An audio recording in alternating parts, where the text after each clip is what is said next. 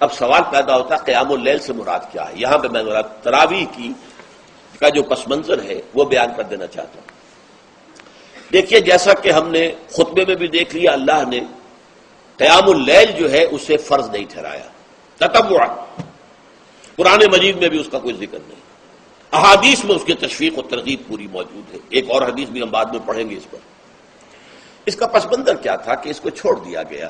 اب ظاہر بات ہے مسلمانوں میں کمزور بھی ہیں، مسلمانوں میں وہ مزدوری کرنے والے بھی ہیں، روزہ تو فرض ہے ان پر، چاہے مئی کا مہینہ ہے اور گندم کاٹنی ہے، روزہ تو پھر بھی رکھنا ہوگا، یہ سب کچھ۔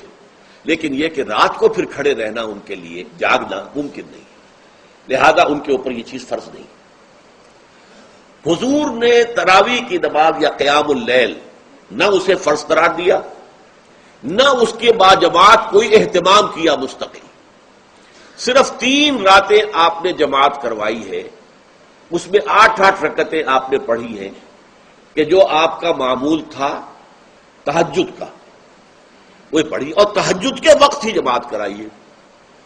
یہ ہے وہ حدیث۔ اس کے علاوہ کسی نماز تراویح جو ہے جو ہم پڑھتے ہیں 20 رکعتیں عشاء کے ساتھ متصل، اس کا کوئی ذکر نہ دور نبوی میں ہے نہ دور صدیق اکبر میں ہے۔ یہ دور حضرت عمر کی خلافت میں ہوا ہے، اور ہم نہیں کہہ سکتے کتنے سال کے بعد ہوا ہے۔ حضرت عمر رضی اللہ تعالیٰ عنہ کی خلافت کا دور جو ہے وہ تو 10 برس ہے، ہو سکتا ہے 5 برس کے بعد ہوا ہو، 6 برس کے بعد ہوا ہو، 12 ہوا ہے ان کے عہد میں۔ حضرت عمر ایک مرتبہ مسجد میں داخل ہوئے، مسجد نبوی میں، تو دیکھا کہ کچھ لوگ 8، 10، 12 جو ہے وہ ایک جو ہے حافظ کے پیچھے کھڑے ہوئے اور قرآن سن رہے ہیں، کچھ دوسرے کونے میں کھڑے ہیں، کچھ کہیں اور کھڑے ہیں، مختلف جماعتیں ہو رہی ہیں۔ تو انہوں نے سوچا کہ کیوں نہ ان سب کو ایک امام کے پیچھے جمع کر دیا جائے، اور اس کے لیے لوگوں کی سہولت کے لیے عشاء کے ساتھ متصل رکھ دیا جائے، اس لیے کہ تہجد کے وقت اٹھنا جو ہے وہ تو ہر کس و ناقص کا کام نہیں ہے، کہ عشاء کے بعد اگر تھوڑا سا اضافی وقت ہو صرف، تو یہ ہر شخص کر لے گا، مزدور بھی کر لے گا۔ لہذا آپ نے یہ نظام تجویز فرمایا کہ عشاء کے متصلاً بعد 20 رکعت نماز پڑھی جائے اور ایک امام کے پیچھے پڑھی جائے۔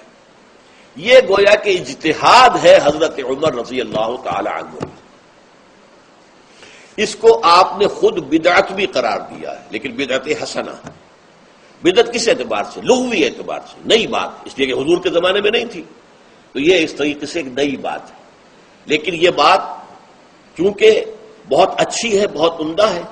آپ جب یہ نظام چل پڑا تو ایک دن مسجد میں آئے، دیکھا کہ بڑی بھری مسجد ہے، صحابہ کھڑے ہیں اور ایک امام کے پیچھے قرآن سن رہے ہیں۔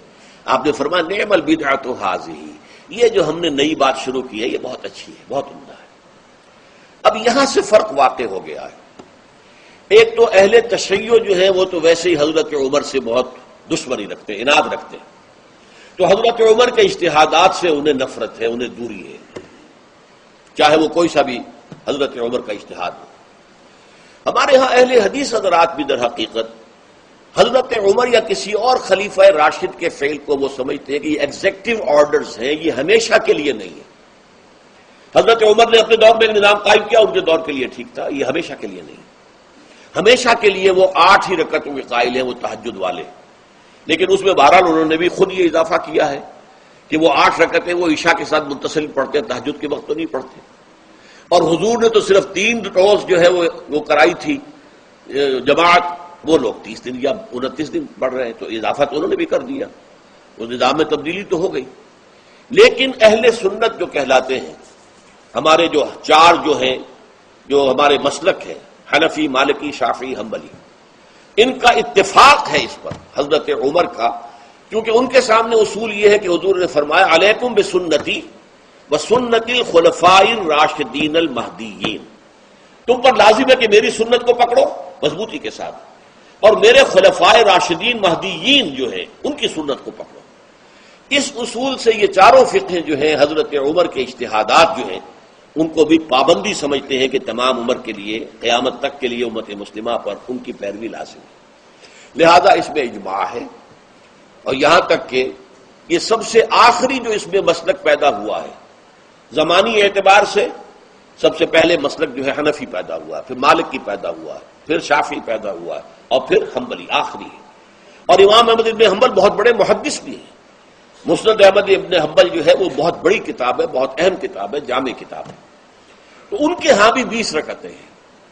چنانچہ حرمین شریفین میں، سعودی عرب میں، مکے اور مدینہ منورہ میں جو نماز تراویح ہوتی ہے اس کی 20 رکعتیں ہیں. لیکن اہل حدیث حضرات جو ہے وہ اس 8 کے اوپر اکتفا کرتے ہیں. بہرحال یہ ایک اختلاف ہے جو میں نے اس کا پس منظر بیان کر دیا.